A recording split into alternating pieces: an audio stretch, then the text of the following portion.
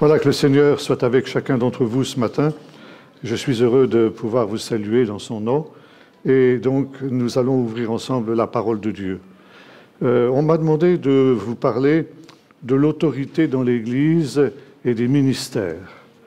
Alors, nous allons faire une lecture dans l'épître de Paul aux Éphésiens, deux lectures. Une première dans l'épître de Paul aux Éphésiens, au chapitre 4, et à partir du verset 7. Mais à chacun d'entre nous, la grâce a été donnée selon la mesure du don du Christ. Et c'est pourquoi il est dit, il est monté sur les hauteurs, il a emmené des captifs, il a fait des dons aux hommes. Or, que signifie il est monté, sinon qu'il est aussi descendu dans les régions inférieures de la terre? Celui qui est descendu, c'est le même qui est monté au-dessus de tous les cieux, afin de remplir toutes choses. C'est lui qui a donné les uns comme apôtres, les autres comme prophètes, les autres comme évangélistes, les autres comme pasteurs et docteurs, pour le perfectionnement des saints, c'est en vue de l'œuvre du ministère et de l'édification du corps de Christ, jusqu'à ce que nous soyons tous parvenus à l'unité de la foi et à la connaissance du Fils de Dieu, à l'état d'homme fait, à la mesure de la stature parfaite du Christ. Ainsi, nous ne serons plus des enfants flottants et entraînés à tout vent de doctrine, joués par les hommes avec leurs fourberies et leurs manœuvres séductrices. Mais en disant la vérité avec amour, nous croîtrons à tous égards en celui qui est le chef, Christ, de lui le corps tout entier bien ordonné et cohérent, grâce à toutes les jointures qui le soutiennent fortement, tire son accroissement dans la mesure qui convient à chaque partie et s'édifie lui-même dans l'amour. Et un deuxième texte, dans la première épître de Paul à Timothée, au chapitre 3, au verset 1er. Cette parole est certaine. Si quelqu'un aspire à la charge d'évêque, il désire une belle activité. Il faut donc que l'évêque soit irréprochable, mari d'une seule femme, sobre, sensé, sociable, hospitalier, apte à l'enseignement, qui ne soit ni adonné au vin, ni violent, mais conciliant, pacifique, désintéressé, qu'il dirige bien sa propre maison et qu'il tienne ses enfants dans la soumission avec une parfaite dignité. Car si quelqu'un ne sait pas diriger sa propre maison, comment prendra-t-il soin de l'Église de Dieu? Que ce ne soit pas un nouveau converti, de peur qu'enflé d'orgueil, il ne tombe sous le jugement du diable. Il faut aussi qu'il reçoive un bon témoignage de ceux du dehors, afin de ne pas tomber dans le discrédit et dans les pièges du diable. Les diacres, pareillement, doivent être respectables, éloignés de la duplicité, des excès de vin et des gains honteux, qu'ils conservent le mystère de la foi dans une conscience pure, qu'on les mette d'abord à l'épreuve et qu'ils exercent ensuite leur diaconat s'ils sont sans reproche. Que les femmes de même soient respectables, non médisantes, sobres, fidèles en toutes choses. Les diacres doivent être maris d'une seule femme et bien diriger leurs enfants et leur propre maison, car ceux qui ont bien exercé le diaconat acquièrent un rang honorable et une grande assurance dans la foi dans Jésus le Messie. L'autorité dans l'Église. L'autorité dans le monde moderne, c'est quelque chose qui est assez mal vu. Et pourtant, l'autorité, c'est quelque chose d'indispensable dès que l'on vit en société, et c'est quelque chose qui a été institué par Dieu. Il est donc normal qu'il y ait une autorité dans l'Église, il y ait des autorités dans l'Église. Et c'est dans l'Église, il nous faut distinguer, quand nous voulons parler de ce sujet, il nous faut distinguer deux choses, l'Église universelle et l'Église locale. Je commencerai par l'Église universelle. L'Église universelle, elle est composée de toutes les églises qui sont dans le monde, bien sûr, de toutes les églises locales, et il y a une autorité qui doit s'exercer au niveau de l'Église universelle. Dans le chapitre 4 de l'Épître aux Éphésiens, Paul nous donne ce qu'est la structure de cette Église universelle. Il nous présente d'abord le Seigneur Jésus, le Seigneur dans sa mort et dans sa résurrection. Et là, il nous montre le Seigneur qui est remonté au ciel, et il cite un texte tiré d'un psaume où il est dit qu'étant monté sur des hauteurs, il a emmené des captifs et il a fait des dons aux hommes. C'est un texte qui est assez mystérieux au demeurant, mais qui est très important parce qu'il nous montre ce qu'est l'œuvre du Seigneur dans ce temps présent. À partir du moment où le Seigneur est remonté au ciel, il a pris du sein de son Église, dans toute l'Église universelle, il a pris des hommes qu'il a équipés, qu'il a formés, auxquels il a fait des dons particuliers et qui sont, ensuite, il les a donnés comme dons à son Église. Ce sont des hommes dons. Et ce sont des choses qu'il nous faut distinguer des dons spirituels. Il y a une différence entre les dons spirituels et les ministères dons du Christ. Les ministères dons, ce sont donc des hommes et ce ne sont pas des réalités. Bien sûr, les ministères dons vont avoir des dons spirituels et qui sont en fonction justement de la vocation et du service qui est le leur.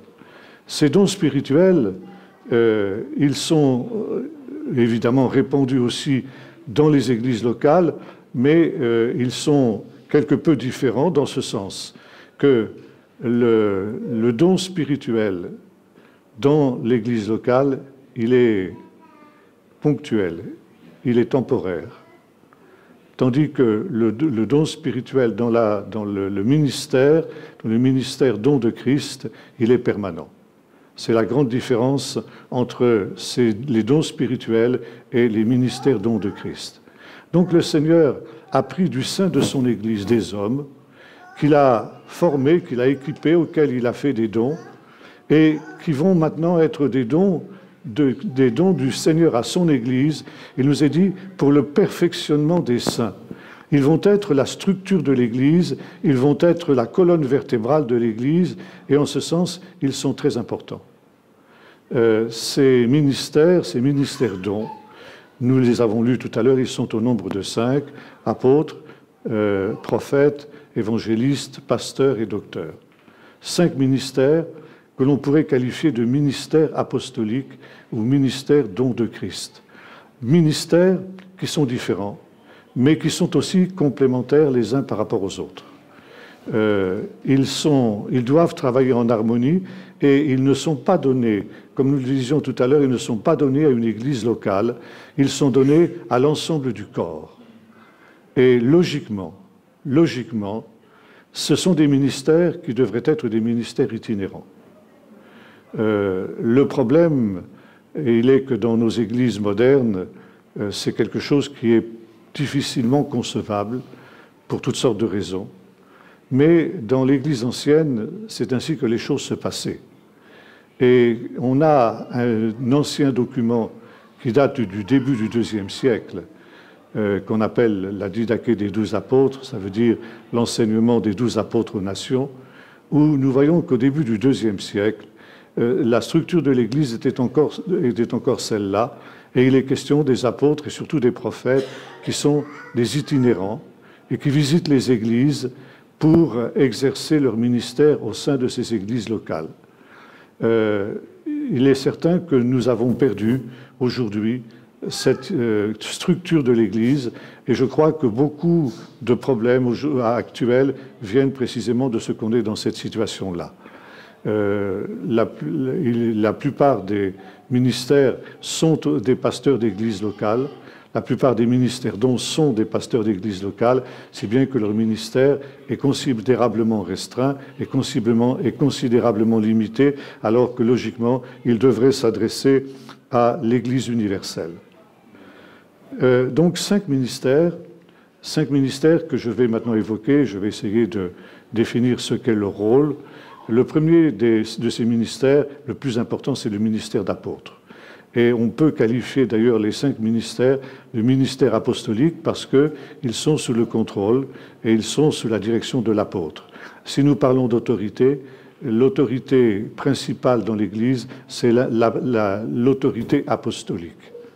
Maintenant, quand nous parlons des apôtres, il nous faut distinguer 2 types d'apôtres. Les apôtres de l'agneau et les apôtres de l'Église. Je commencerai par les apôtres de l'agneau. Les apôtres de l'agneau, ce sont les 12, c'est-à-dire ceux que Jésus avait choisis pour être avec lui. Et ces ministères-là sont quelque chose de très spécial. Ils étaient 12. Quand il y en a un qui a disparu pour des raisons que l'on sait, il a fallu en élire un autre pour que le quorum des 12 soit atteint, et ce sont des apôtres qui étaient avec Jésus. Pour appartenir à ce collège des 12, nous est-il dit dans le livre des Actes, il fallait avoir été avec Jésus depuis le commencement de son ministère, depuis le baptême de Jean, jusqu'à l'Ascension. Et les 12 avaient un rôle très important. D'abord, ils étaient en relation avec le peuple d'Israël. Et nous lisons, par exemple, dans le chapitre 22 de l'évangile de Luc, un texte très intéressant, très important, où il nous est dit que le soir de Pâques, alors qu'ils étaient en train de prendre le repas traditionnel qu'on appelle le Seder, Jésus s'est adressé à ses disciples et aux 12 en particulier qui étaient avec lui, et il leur a dit « Vous êtes ceux qui avez persévéré avec moi dans mes épreuves. C'est pourquoi je dispose du royaume en votre faveur, comme mon Père en a disposé en ma faveur. Et au temps du renouvellement de toutes choses, vous serez assis sur 12 trônes pour juger les 12 tribus d'Israël. » Par conséquent, ces 12 apôtres sont en relation avec les 12 tribus d'Israël, comme Jésus le dit dans ce texte. Ils sont là pour juger les 12 tribus d'Israël. Juger, dans le langage biblique, c'est gouverner. Vous avez par exemple le livre des juges. Les juges de ce livre ne sont pas seulement des gens qui exercent des fonctions juridiques, ça aussi ils le font, mais ce sont des gens qui ont des responsabilités militaires et des responsabilités politiques. Ce sont donc ce qu'on pourrait appeler des leaders. Et les 12 apôtres, donc, sont appelés, au temps de la fin, à être les chefs des 12 tribus d'Israël. C'est la raison pour laquelle il faut qu'ils soient 12. Et si j'ai dit tout à l'heure que quand il y en avait un qui avait disparu, il a fallu en élire un 12e, c'est parce qu'il y a 12 tribus en Israël. Et ces 12 tribus, qui sont encore dispersées, reviendront au temps de la fin. Pourquoi, justement, ces 12 sont-ils aussi, on pourrait les appeler, les apôtres d'Israël? Par exemple, on retrouve ça aussi dans le livre de l'Apocalypse. Dans la Nouvelle Jérusalem, il y a 12 portes, et sous ces portes, 12 fondements, sur lesquels il y a le nom, justement, des 12 apôtres. Parce que nous allons voir aussi dans un instant que les 12 apôtres, et les apôtres d'une manière générale, sont le fondement de l'Église. Et il y a sur le nom des portes, à côté du nom de l'apôtre, il y a le nom d'une des tribus d'Israël. Ça veut dire que les 12 apôtres sont en relation avec chacune des 12 tribus d'Israël. Ils en sont les leaders, ils en sont les chefs. En fait, les 12 sont ce que la parabole des mauvais vignerons appelle la pierre qui a été rejetée et qui est l'entité qui prendra la succession des mauvais vignerons comme leader du peuple d'Israël au temps de la fin. Nous trouvons cela aussi dans le symbole du pectoral du jugement, juger, donc le jugement aussi, sur lequel il y avait 12 pierres qui étaient enchâssées et sur lesquelles il y avait le nom des 12 tribus d'Israël. C'était quelque chose aussi qui était en relation avec les fondements. Donc ici, les apôtres sont le fondement. Et l'apôtre Paul dira ceci, « Vous avez été bâtis sur le fondement des apôtres et des prophètes. » Et les 12 sont les fondements de l'Église pour une raison très simple. C'est que ce sont donc les témoins de tout ce que Jésus a réalisé et ce que Jésus a accompli. Nous avons vu tout à l'heure que pour pouvoir appartenir au collège des 12, il fallait avoir été avec Jésus depuis le baptême de Jean jusqu'à l'Ascension. Ça veut dire avoir été témoin de tout ce que Jésus a réalisé et de tout ce que Jésus a accompli. Et pourquoi? Pour l'être pour l'Église de tous les lieux, de tous les temps. Et en cela, justement, ils sont le fondement. Nous n'avons jamais, nous, rencontré Jésus en chair et en os. Nous savons que Jésus est ressuscité, mais comment le savons-nous? Nous ne l'avons jamais vu ressusciter. Comment sommes-nous sûrs qu'il est ressuscité? Eh bien, parce qu'il y a des hommes qui ont été les témoins, comme dira l'apôtre Pierre à Corneille dans sa maison, il est apparu ressuscité après sa mort, non pas à tout le peuple, mais à des témoins choisis d'avance. Et ces 12 témoins sont des hommes fidèles qui peuvent affirmer d'une manière certaine, comme le fera l'apôtre Jean dans une de ses épîtres, ce que nos yeux ont vu, ce que nos mains ont touché, ce que nos oreilles ont entendu concernant la parole de vie, c'est cela que nous vous annonçons. Et ce faisant, les 12 apôtres de l'agneau sont la référence pour l'Église de tous les lieux et de tous les temps, quelque chose qui est absolument incontournable. Et de ce fait, le ministère des 12 n'est pas transmissible, parce que plus personne, après eux évidemment, n'a eu l'occasion de rencontrer Jésus en chair et en os.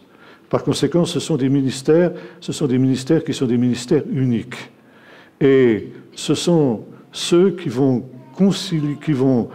établir ce que précisément le livre des Actes appellera l'enseignement des apôtres.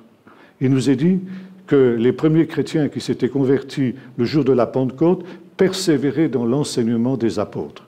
Et l'enseignement des apôtres, c'est ce que nous appelons le Nouveau Testament. Il n'est pas écrit entièrement par les 12 apôtres de l'agneau, mais ils sont en référence avec ces apôtres de l'agneau. Il y a eu à cette période de nombreux autres écrits, des évangiles, des épîtres, des apocalypses apocryphes, qui n'ont pas été conservés au canon de l'Écriture. Pourquoi? Parce que les 12, le collège des 12, n'a pas reconnu dans ces écrits ce qu'ils avaient vu, ce qu'ils avaient entendu de la parole de Jésus. Par conséquent, ces livres ont été écartés sous l'autorité des 12. Et ce sont les 12 qui ont établi ce qu'on appelle le canon d'écriture. Par exemple, nous voyons l'apôtre Paul, quand il a reçu ce qu'il appelle son évangile dans le désert d'Arabie, qui vient à Jérusalem pour exposer aux principaux apôtres ce qu'il appelle les colonnes, l'évangile qu'il prêche. Et ces 3 apôtres lui tendent la main d'association. Ça veut dire qu'ils reconnaissent que l'évangile que Paul prêche est précisément cet évangile qu'ils ont entendu de la bouche même de Jésus. Par conséquent, ils approuvent, on dirait aujourd'hui, ils donnent leur imprimature à ce que précisément vont écrire des gens qui ne sont pas apôtres, des gens comme Matthieu, comme Luc, comme Marc, etc., comme Paul, qui n'était pas un des 12, et nous verrons que Paul était apôtre, mais il était apôtre d'une autre catégorie d'apôtres. Par conséquent, ce sont eux qui vont déterminer ce qui est véritablement l'enseignement de Jésus. J'ai parlé tout à l'heure de ce qu'on appelait la Didaché des 12 apôtres, qui est un petit écrit qui date du début du IIe siècle et qui est tout à fait, comment dirais-je, orthodoxe dans ce qu'il expose, de telle sorte que l'on s'est posé la question, quand on a fixé le canon du Nouveau Testament, on s'est posé la question de savoir si cet écrit ne devait pas être joint au Nouveau Testament. Il n'y avait aucune raison qui aurait empêché cela. Le problème, c'est qu'à cette époque-là, il n'y avait plus des 12 apôtres, personne qui était vivant. Par conséquent, plus personne ne pouvait dire « ça, c'est ce que nous avons entendu de la part de Jésus lui-même ». Et par conséquent, bien que parfaitement orthodoxe, ce petit écrit a été écarté. Dans les années 60, il y a un écrit qu'on trouve chez les pères de l'Église qui nous raconte que Pierre était à Rome. Et un beau jour, il est entré dans une maison où se tenait une réunion. À cette époque-là, les premiers chrétiens n'avaient pas de lieu de culte comme nous en avons aujourd'hui. Ils se réunissaient dans des maisons privées. Et Pierre est donc entré dans ce lieu où se tenait une réunion. Alors on a reconnu Pierre, évidemment, on lui a fait une place d'honneur, on lui a donné la parole. Et Pierre a posé la question, il a dit « Qu'est-ce que vous étiez en train de faire ?» Et on lui a répondu, nous étions en train de lire l'évangile de Marc au chapitre 7, c'est-à-dire le récit de la multiplication des pains. Et Pierre a dit ceci, eh bien oui, j'y étais. Et je peux vous affirmer que les choses se sont passées comme ça. Et je peux même ajouter des détails qui ne sont pas conservés dans l'Évangile. Voyez-vous, ça, c'est l'autorité apostolique, c'est l'autorité des 12. Et c'est pourquoi les 12 sont ce fondement. Et Paul dira, vous avez été établis sur le fondement des apôtres et des prophètes. Nous retrouvons cela aussi dans la fameuse confession de Pierre, où Jésus dit à Pierre, tu es en quelque sorte une pierre de fondement sur laquelle je bâtirai mon Église. L'Église est construite sur le témoignage des apôtres, des 12 apôtres de l'agneau, et par conséquent, leur ministère est absolument unique et indispensable pour l'Église de tous les lieux, pour l'Église universelle. À côté des 12 apôtres, il y a une autre catégorie d'apôtres que j'appellerai les apôtres de l'Église. Et parmi les apôtres de l'Église, le plus célèbre, évidemment, c'est l'apôtre Paul. Paul n'était pas des 12, bien qu'il ait vu Jésus ressuscité, et ça c'était une des conditions aussi pour être un des apôtres de l'agneau, mais il était, avec Barnabas et avec d'autres qui sont cités dans les épîtres, il était un autre type d'apôtre, un apôtre de l'Église. Et les apôtres de l'Église sont des hommes qui, dans la vie desquels, grosso modo, se résument à peu près tous les ministères. Les apôtres sont des gens qui peuvent toucher à toutes les formes de ministère. Ce sont d'abord des évangélistes, dans la mesure où ils fondent des églises. Le but des apôtres, c'est de fonder des églises. Par conséquent, ils ont toute une activité qui consiste à appeler des âmes. On voit ça précisément dans le livre des Actes avec l'apôtre Paul, quand il évangélisait d'abord les Juifs dans les synagogues, et puis quand la prédication qui était la sienne était rejetée, alors il se tournait vers les païens, et ce faisant, il fondait des églises. Il établissait les églises, il structurait les églises locales, et ça c'était le deuxième aspect, et c'est l'aspect principal de l'apôtre, du ministère de l'apôtre, il est un fondateur d'églises. Et quand ces églises étaient fondées, l'apôtre en gardait la responsabilité. Il était quelqu'un qui avait la responsabilité de ces églises, et quand il y avait des problèmes, quand les choses n'allaient pas, il se permettait d'intervenir. On lui posait des questions, il répondait à ces questions. On voit ça avec l'apôtre Paul, par exemple, dans la première épître, dans les épîtres aux Corinthiens. Il intervenait quand ça allait mal, comme dans la crise galate, ou même auprès des Corinthiens. Et il avait la responsabilité de ces églises, et en même temps, c'était quelque chose qui était délimité par justement le fait qu'il était le fondateur de ces églises. Et par exemple, les apôtres se respectaient entre eux et n'empiétaient pas dans le domaine d'un autre apôtre. C'est par exemple le cas pour l'apôtre Paul qui explique qu'il ne va pas au-delà de ses limites, et quand il va se rendre à Rome, qui est une église qu'il n'a pas fondée, par conséquent qui n'appartient pas à sa juridiction, en fait, l'église de Rome n'a été fondée par personne, elle a été fondée spontanément, si bien qu'il n'y a pas d'apôtre à Rome. L'apôtre Pierre, contrairement à une conception qu'on trouve dans certains milieux, n'est pas l'apôtre de Rome. Rome est née par le témoignage de chrétiens qui ont quitté l'Asie mineure et qui sont venus s'installer dans cette ville, et c'est quelque chose qui est né spontanément de la part de ces témoins, ces premiers témoins. Et par conséquent, Paul se sent une certaine liberté qu'il ne se sentirait pas ailleurs, parce qu'il empiéterait sur la juridiction d'un autre. Mais Paul le fait quand il se rend à Rome, et quand il écrit à Rome cet épître aux Romains, Paul le fait avec de multiples précautions pour qu'on ne s'imagine pas qu'il cherche à prendre une autorité sur ces églises-là. Or, les églises qui sont sous la juridiction d'un apôtre sont effectivement sous son autorité. Et si nous parlons d'autorité dans l'Église, l'autorité première, c'est précisément l'autorité des apôtres. Maintenant, les apôtres sont réunis en collège. Et lorsqu'il y a des décisions importantes à prendre, eh bien, c'est un collège qui les prend. Ce n'est pas un individu seul, ce n'est pas un apôtre seul, mais c'est un individu. C'est l'ensemble du collège des apôtres.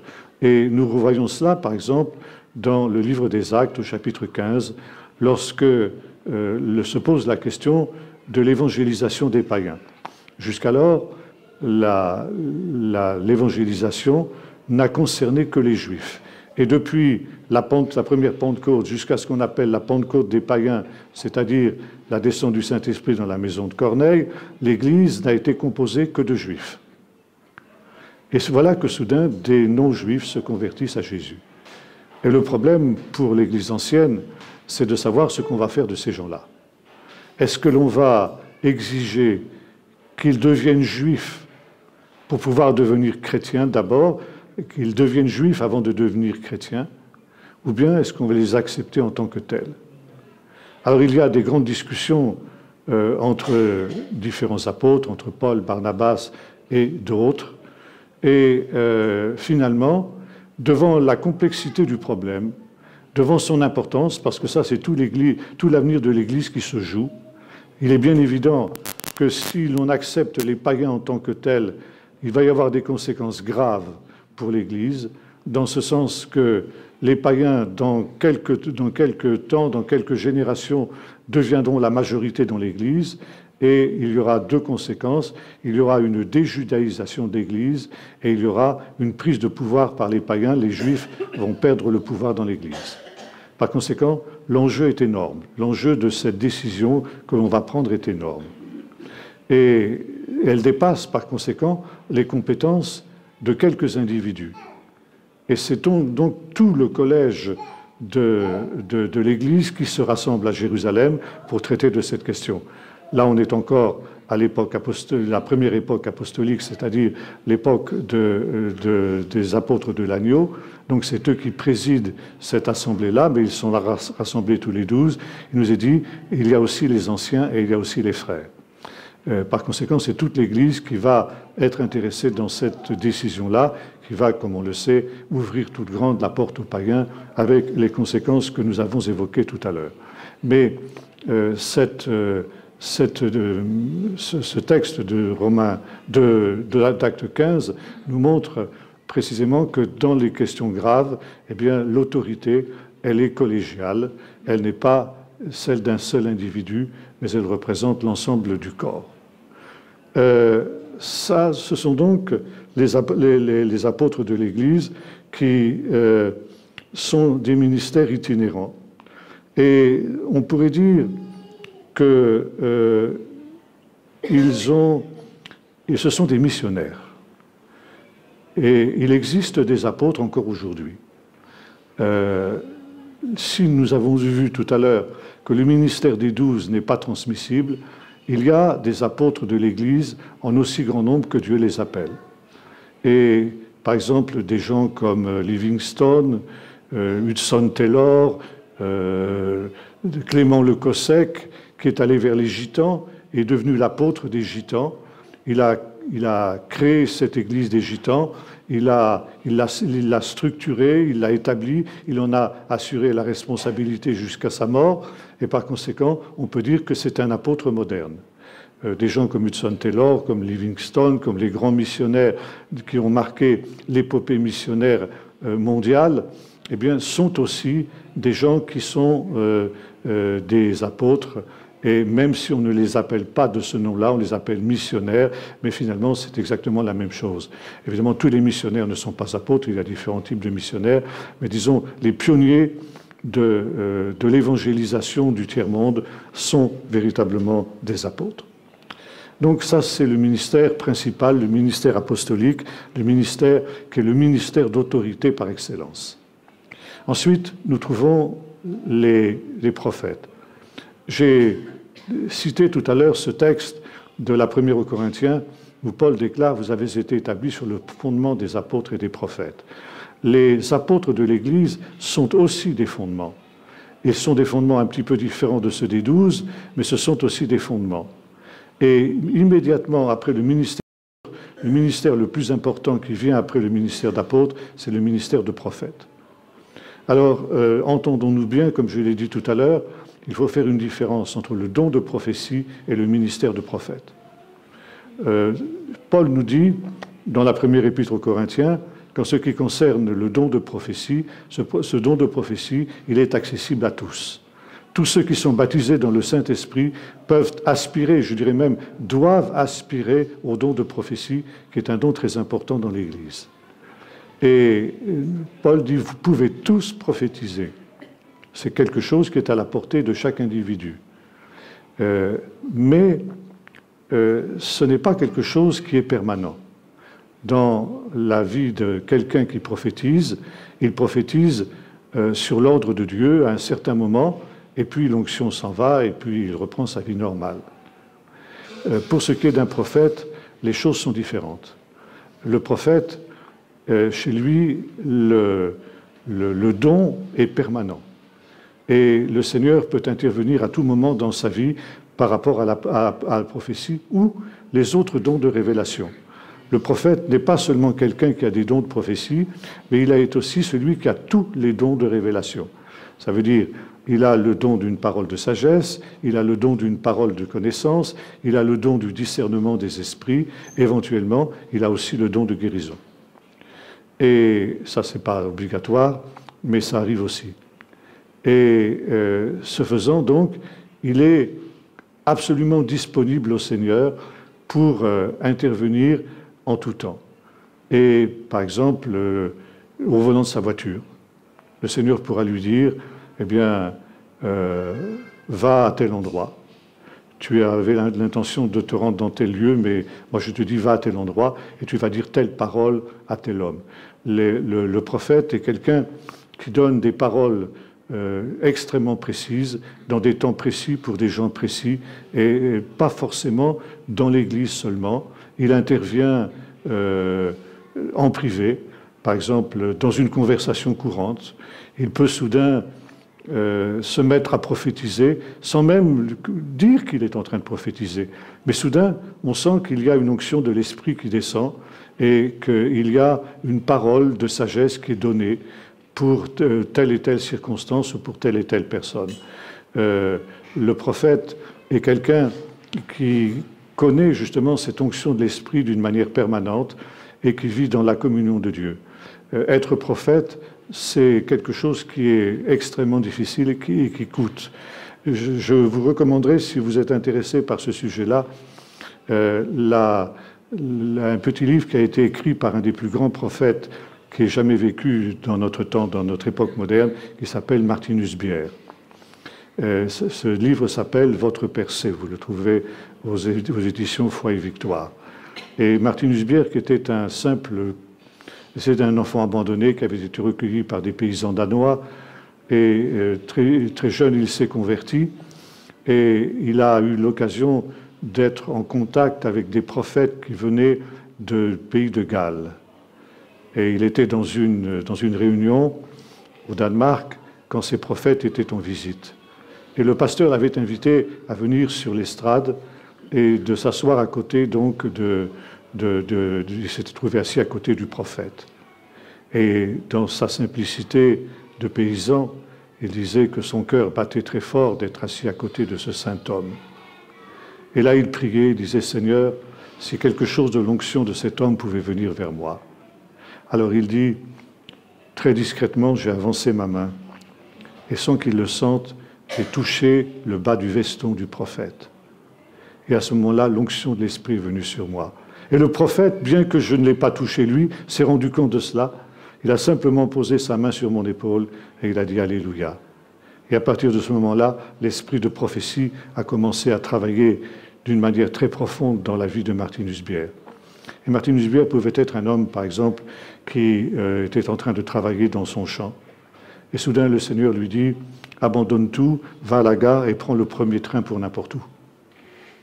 Voilà le genre de ce qui se passe dans le ministère du prophète. Alors, Martinus Beer, qui connaît la voix de Dieu, obéit. Et il prend le premier train pour n'importe où, il s'assied. Et puis, il se trouve dans ce train à côté d'un jeune homme qui semble tout triste. Il lui adresse la parole et il commence à parler avec lui. Et il se trouvait que ce jeune homme était un désespéré qui allait se suicider, il rentrait chez lui pour se suicider. Il avait toutes sortes de problèmes Et par conséquent, il était dans une situation terrible. Et Martin Husbier lui a rendu témoignage, et l'a ramené chez lui, l'a ramené chez ses parents, a réconcilié la situation, et finalement, il est rentré chez lui, il a repris sa charrue, il a continué son travail. Ça, c'est le genre du ministère de prophète. Je peux prendre un autre exemple. C'était un homme qui se trouvait, donc, c'était un prophète qui se trouvait, c'était un Allemand, il se trouvait en visite chez sa mère en Allemagne, alors qu'il lui habitait les États-Unis. Et le Seigneur lui dit, le 1er janvier, va à Amsterdam. Alors il dit, mais le 1er janvier, les avions ne volent pas, il n'y a pas d'avion pour Amsterdam. Et le Seigneur lui dit, va à Amsterdam le 1er janvier. Alors il se rend dans une agence de voyage et il dit qu'il a l'intention de se rendre le 1er janvier à Amsterdam. Et l'agent de voyage lui dit, mais monsieur, il n'y a pas d'avion qui vole ce jour-là. Il lui dit, vous êtes sûr? Je suis persuadé qu'il y en a un. Et de fait, en cherchant bien, il a trouvé un avion qui faisait la liaison avec Amsterdam ce jour-là. Et c'est ainsi que cet homme qui se nommait Walter Butler s'est rendu à Amsterdam. Il est arrivé à l'aérodrome, et là, il a prié, il dit, Seigneur, je suis là où tu m'as demandé d'être, maintenant qu'est-ce que je fais ici? Et le Seigneur ne lui a pas répondu. Mais il y a eu un brouillard terrible qui s'est abattu sur l'aérodrome, de telle sorte que les avions ne pouvaient plus décoller. Et pendant qu'il était assis, il priait, disant, Seigneur, qu'est-ce que je fais là? Si à telle heure, si au moment du retour de l'avion, tu ne m'as pas dit ce que j'allais faire, je vais prendre l'avion, puis je vais rentrer chez moi. Et il était dans ses pensées quand soudain, un Indien l'aborde et lui dit, monsieur, ça fait tout un temps que je vous observe, et j'ai vu sur vous une lumière, une paix, une joie que je n'ai jamais rencontrée. Toute ma vie, j'étais à la recherche de cette paix, de cette joie. Vous avez ce que j'ai toujours désiré être. Est-ce que vous pouvez m'expliquer ce qu'est votre secret? Et Walter Butler a compris que c'était pour cet homme que Dieu l'avait envoyé. Il lui a rendu témoignage, et dès que cet homme est reparti tout joyeux, comme l'eunuque éthiopien avec Philippe dans le livre des Actes, le brouillard s'est levé et l'avion a décollé, il est retourné en Allemagne. Voyez-vous, ça c'est typique du ministère de prophète.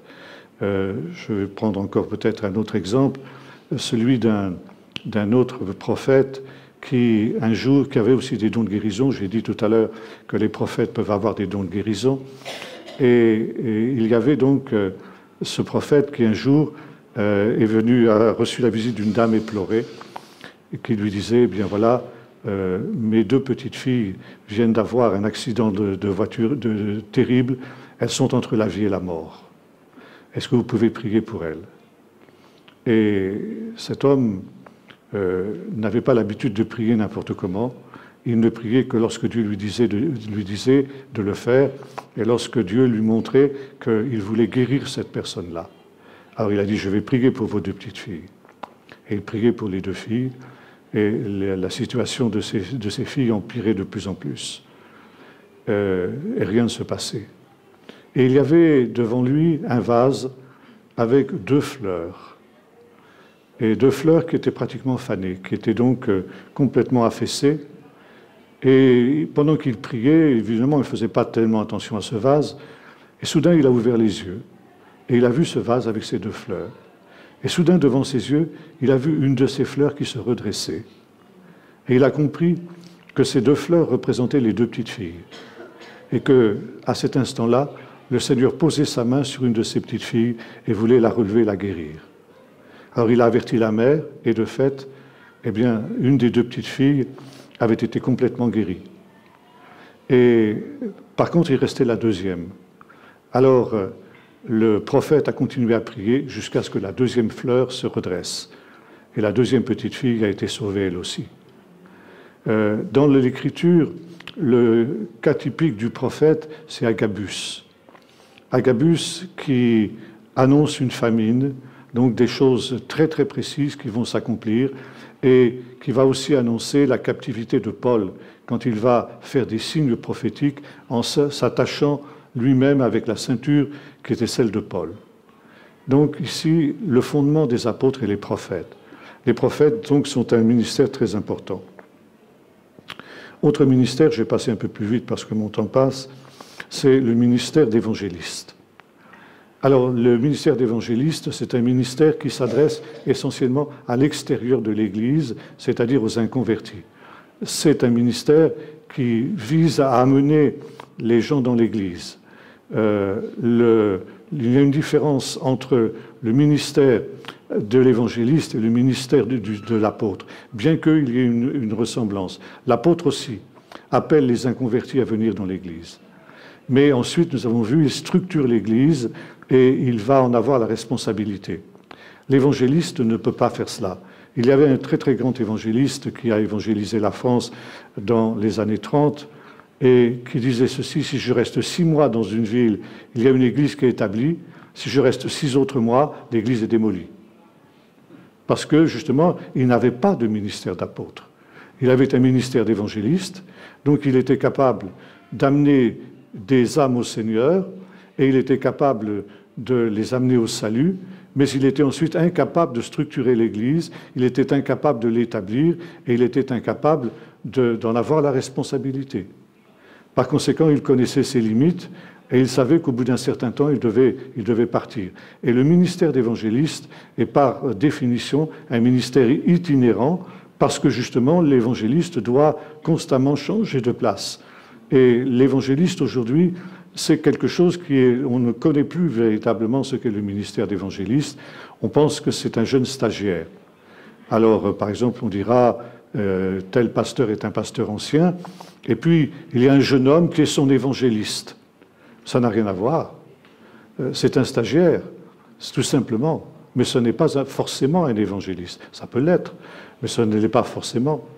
L'évangéliste devrait être celui qui bouge, mais seulement c'est un ministère très contraignant, si bien que souvent les évangélistes ont la responsabilité d'une église, et là aussi ça restreint considérablement leur ministère, ça restreint considérablement la portée de ce qu'ils font. L'évangéliste est évidemment quelqu'un qui a le contact avec les autres. Et il faut dire que les ministères dons sont surnaturels et ils sont naturels. Ça veut dire qu'il y a évidemment toujours une dimension de surnaturel dans les ministères dons, mais il y a aussi des talents naturels. Il est bien évident, par exemple, que si quelqu'un est timide, renfermé, introverti, etc., il ne faut pas s'attendre à ce qu'il devienne un évangéliste. Un évangéliste est quelqu'un d'affable, est quelqu'un qui a le contact, est quelqu'un qui va spontanément et facilement vers les autres. Et ça, ce sont des talents qui sont des talents naturels. Des talents naturels que Dieu utilise. L'évangéliste est aussi quelqu'un qui a des dons, les dons de guérison. Je pourrais citer des cas, mais mon heure tourne. Je citerai simplement un des grands évangélistes du début du Réveil, qui était Smith Wigglesworth, qui avait cette méthode d'évangélisation quand il arrivait dans un certain lieu, dans une nouvelle ville, salle pleine en général, parce qu'il était très controversé. Il disait, voilà, je suis un serviteur de Jésus-Christ et je vous annonce la vérité. Mais vous n'êtes pas obligé de me croire sur parole. Or, pour vous montrer que je suis un véritable homme de Dieu, eh bien, je fais le serment que le premier malade qui s'approchera d'ici sera guéri, quelle que soit sa maladie. Il fallait une certaine dose de foi pour parler comme ça, n'est-ce pas? Et ses collaborateurs disaient, quelquefois on voyait arriver des gens qui étaient complètement... Ils disaient, ça va pas marcher, ça va pas marcher. Et ça a toujours marché. Et quelquefois, il fallait insister, et Smith appelait ça « se battre avec la maladie ». Et un jour, c'était quelqu'un qui avait mal à l'estomac et qui s'était approché. Alors Smith prie pour lui et il lui dit « ça va mieux ?» « Non, ça ne va pas. » Il reprie pour lui. Une deuxième fois, troisième fois, ça ne marchait pas. Alors au bout d'un temps, la moutarde lui montonnait. Il balance un formidable coup de poing dans l'estomac du gars. en lui disant « Au nom de Jésus, sois guéri ». Et il a été guéri immédiatement. Alors, ça, c'est le ministère de l'évangéliste. Le ministère de pasteur, alors, est un ministère un peu plus particulier, dans ce sens qu'il est plus en relation avec une église locale. Il peut avoir aussi, le pasteur peut changer d'église, mais c'est un berger qui s'occupe du troupeau. Il prend la succession de l'évangéliste. L'évangéliste est celui qui donc amène les gens dans l'église, et le pasteur est celui qui va prendre la direction de l'église par des visites, des conseils. Il nourrit le troupeau, il exhorte, il console, et il va à la recherche des brebis qui s'égarent. Donc c'est un ministère qui est plus en relation avec l'église locale. Je passe rapidement aussi. Le ministère de docteur, alors le ministère c'est un enseignant de la parole. Et il y a une complémentarité entre le docteur et le prophète. L'un et l'autre ont besoin de leur vis-à-vis. Le pasteur, le prophète a absolument besoin du docteur et le docteur a absolument besoin du prophète. Et dans le livre des Actes, chapitre 13, nous voyons qu'il y avait à Antioche des pasteurs, des prophètes et des docteurs. S'il n'y a qu'un prophète, s'il n'y a que des prophètes, alors il risque d'y avoir un mysticisme qui va naître, des déviations. Et beaucoup de prophètes qui n'ont pas voulu justement avoir de contact avec des docteurs ou qui ont voulu jouer aux docteurs se sont égarés au point de vue doctrinal. Et le prophète a absolument besoin du docteur et vice-versa. S'il n'y a pas de prophète qui est en communion avec le docteur, son enseignement va être sec, va devenir insipide, et finalement, il va y avoir aussi la mort, comme le dit la lettre tue, et l'esprit vivifie. L'esprit n'est plus là. Par conséquent, il faut les deux, et le ministère du docteur est absolument indispensable pour le prophète. Maintenant, très rapidement, je passe sur l'Église locale. Nous avons vu ici l'autorité dans l'Église universelle, mais l'Église locale où nous trouvons deux types de ministères. Deux types de ministères qui sont dépeints essentiellement dans les épîtres pastorales que nous avons lues tout à l'heure, l'épître à Timothée. Et ce sont des ministères d'une nature différente de ceux que l'on trouve dans l'Église universelle. Les ministères dont descendent du Messie glorifié, nous l'avons vu tout à l'heure. Tandis que les ministères dans l'Église locale, ils montent de l'Église. Et ils ne sont pas l'objet forcément d'une direction précise de Dieu. On ne peut pas vouloir devenir prophète. On ne peut pas vouloir devenir apôtre. C'est le choix de Dieu, c'est la souveraineté de Dieu. Par contre, pour ce qui est des ministères dans l'Église, on peut souhaiter exercer ce ministère. Et il y a deux types de ministères dans l'Église. Il y a le ministère d'ancien ou d'évêque, c'est pratiquement synonyme, et il y a le ministère de diacre. Et Paul nous dit, on l'a lu tout à l'heure, que si quelqu'un aspire à une charge d'évêque, il fait bien, c'est un bon désir qu'il a. Il peut souhaiter devenir cela. Et il suffit tout simplement qu'il réponde à un certain nombre de conditions que Paul énumère ici dans le texte que nous avons lu. Et il nous est dit qu'il doit ensuite être mis à l'épreuve, et s'il en est digne, eh bien, il exerce ce ministère. Deux types de ministères, donc de ministères dans l'Église locale, l'ancien ou l'évêque et le diacre. L'ancien, c'est une structure qui a été instituée par l'apôtre Paul dans les églises qu'il créait et qui était calquée sur la synagogue. Les synagogues étaient dirigées par des anciens, par un collège d'anciens, qui étaient et aussi des évêques. Évêques, ça se dit en grec épiscopos, ce qui veut dire littéralement des surveillants.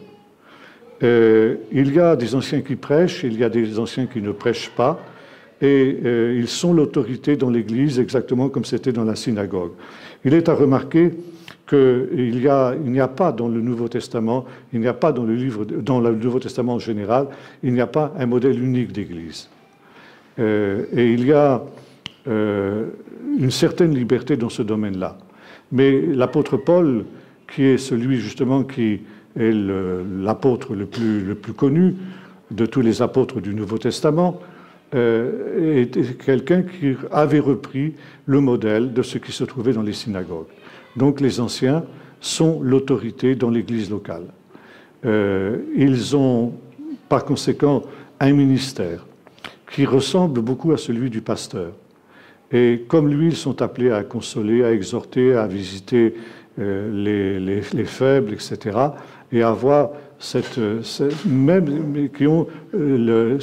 ce sont eux qui exercent, avec le pasteur évidemment, qui est en principe le principal responsable, le primus inter pares. Ils ont donc la responsabilité de l'autorité dans l'Église locale. Il y a donc, comme les pasteurs, ils sont des bergers. Il y a ceux qui prêchent, nous l'avons vu tout à l'heure, et ceux qui ne prêchent pas. Et ils peuvent avoir aussi, d'ailleurs, des émoluments s'ils se consacrent tout entier à cette tâche-là, comme nous le voyons dans les épîtres de Paul à Timothée. Et puis, le deuxième type de ministère dans l'Église locale, c'est le ministère de diacre. Diakonos en grec, ça veut dire serviteur. Ce sont donc des gens qui exercent toutes sortes de services. Et on a l'habitude de considérer que les diacres sont des gens qui ont des tâches, qui accomplissent des tâches matérielles. Mais il n'y a pas que des tâches matérielles qui sont le ministère du diacre, ils ont aussi des responsabilités spirituelles. Mais la différence entre les anciens et les diacres, c'est que les diacres n'ont pas un ministère d'autorité. L'ancien est un ministère d'autorité, le diacre n'a pas de ministère d'autorité. Et c'est une des raisons pour lesquelles il y a aussi des femmes qui peuvent être diaconesses. Le diaconat est le seul ministère qui est permis à la femme, parce que la femme dans l'Église, nous est-il dit, ne doit pas avoir d'autorité sur les hommes. Et par conséquent, ce sont des tâches qui sont beaucoup plus discrètes et beaucoup plus cachées, mais qui n'en sont pas moins des tâches extrêmement importantes. Donc, ici, il y a les différentes formes d'autorité que nous trouvons dans l'Église. Je voudrais simplement conclure en disant que cette structure de l'Église, qui est à redécouvrir et à remettre en évidence dans beaucoup de lieux, notamment les ministères apostoliques que j'ai évoqués, ont pour but l'édification du corps et éviter justement toutes les errances et toutes les dérives possibles que nous trouvons justement évoquées par l'apôtre Paul dans l'épître aux Éphésiens que nous avons lu tout à l'heure. Pour que justement nous croissions à tous égards à la mesure de la stature parfaite du Christ et que l'Église soit un ensemble bien coordonné, formant un solide assemblage et s'édifiant lui-même dans l'amour. Alors, évidemment, c'est tout un programme difficile qui est devant chacun d'entre nous, chacune de nos églises, mais c'est un défi qui nous est lancé et qui, évidemment, demande beaucoup d'études, de consécration et finalement, qui n'est pas quelque chose de facile, mais la grâce du Seigneur est là. Voilà, nous allons prier, terminer par la prière. Seigneur notre Dieu, nous te remercions de nous avoir donné ces enseignements sur ce que doit être ton Église, sur ce qu'est ta volonté dans ce domaine-là. Et Seigneur, nous nous humilions parce que souvent nous n'avons pas pris en compte ces enseignements que tu nous as donnés. Et tu sais, Seigneur, dans le contexte moderne, que cela n'est pas facile. Mais Seigneur, nous te prions pour que tu nous aides à avoir une vision plus claire de ces réalités-là, pour que nous puissions nous en rapprocher au maximum et ainsi ne plus être des enfants flottants à tout vent de doctrine, mais Seigneur, que ton Église puisse croître à tous égards jusqu'à ce que nous soyons tous atteints la mesure parfaite du Christ dans cette édification qui doit se faire dans l'amour. Nous te le demandons au nom de Jésus. Amen.